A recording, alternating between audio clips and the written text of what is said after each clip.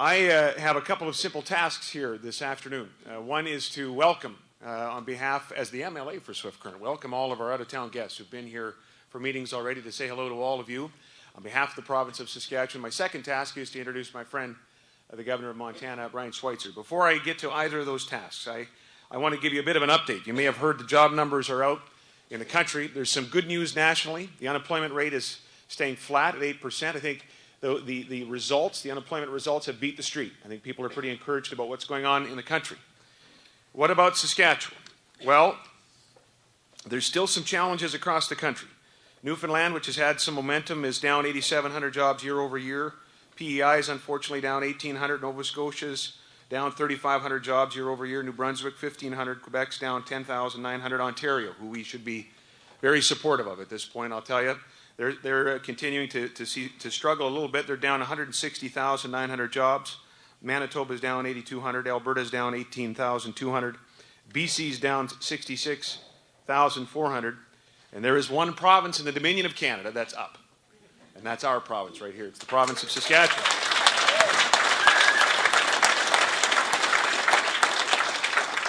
We have an increase year over year of 9,700 new jobs in Saskatchewan during a time of unprecedented global recession.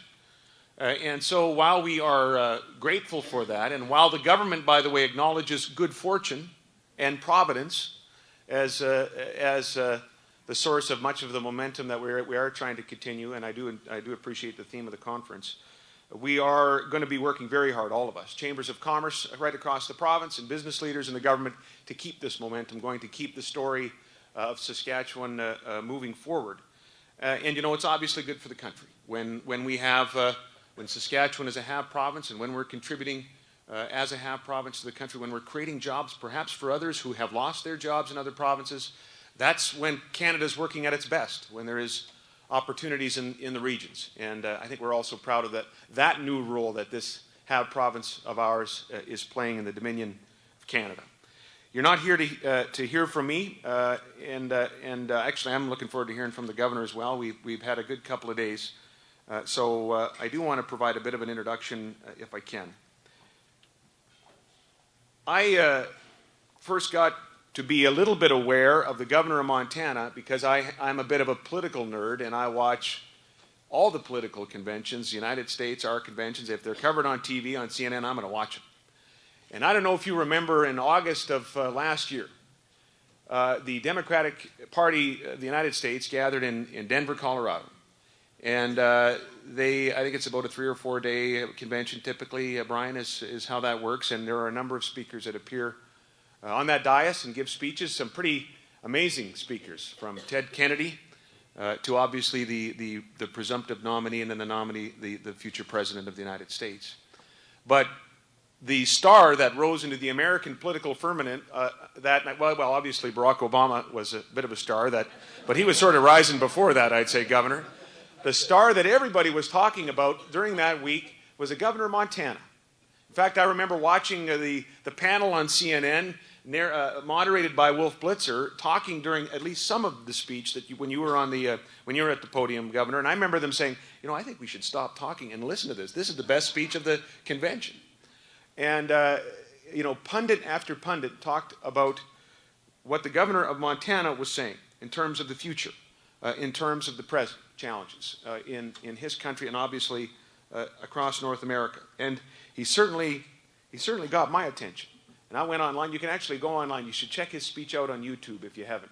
Just to search it. It's easy to find. You know, it frankly could be longer. You won't want to click away. It's very, very compelling, both for its content and its method of delivery, and you're going to see that here in a moment.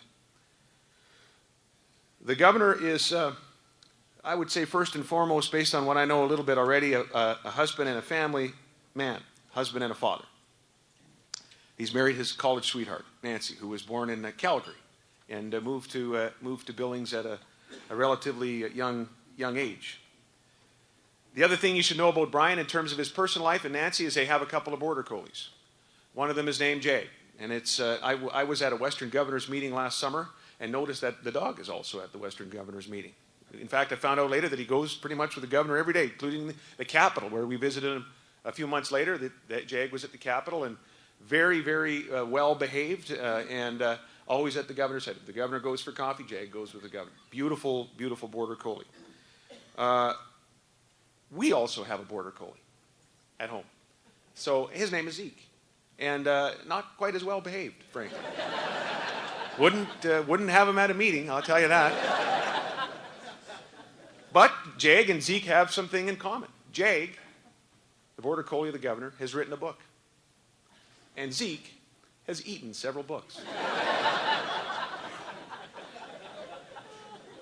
Brian is also the grandson of Montana homesteaders. He grew up on a ranch in the Judith Basin, and here's a quote from the governor himself. He said, "My grandparents were immigrants who came to Montana with nothing more than the clothes on their back, high hopes, and a faith in God."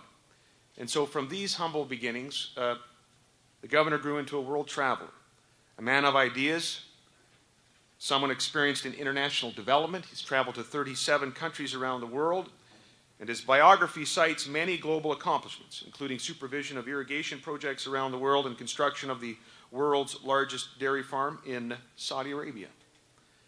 In his political career, as I've already mentioned, he has risen to national prominence and now I think international prominence, hopefully in part because of the international work we did yesterday, and more on that in a moment.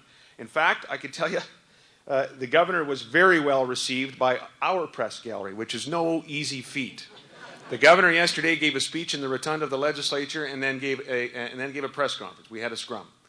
And he was very well received by the media. I remember one of the tough reporters, I'm going to read an email from her in a moment, one of the toughest reporters, fair but tough reporters in the press gallery from CBC, leaned over, I was standing beside her in the scrum, and she said, and I love this, I'm going to have a clip with the word dang and hooey in it. I can't believe it. And then she sent our senior officials this email late yesterday. Subject, Governor. Having a hard time squeezing Wall into this story with all these great Schweitzer clips.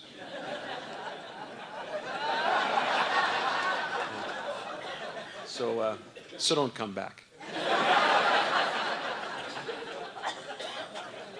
I walked into the legislature today. The governor was kind enough to let me hitch a ride on his plane, and appreciate that. Thanks to him and Nancy, by the way, for their warm hospitality when we were in, Tammy and I were in Helena, but had a chance to get to the legislature this morning, walked into the door, and one of the other senior reporters was waiting at the front door, and he's from the Star Phoenix, Bruce, and he told me, he said, look, here's the summary on Saturday's summary coverage of what was going on at the Legislative Assembly this week. He said the story will be basically this. Two things happened, the Lingenfelter story and the Schweitzer Comet, he called it. And it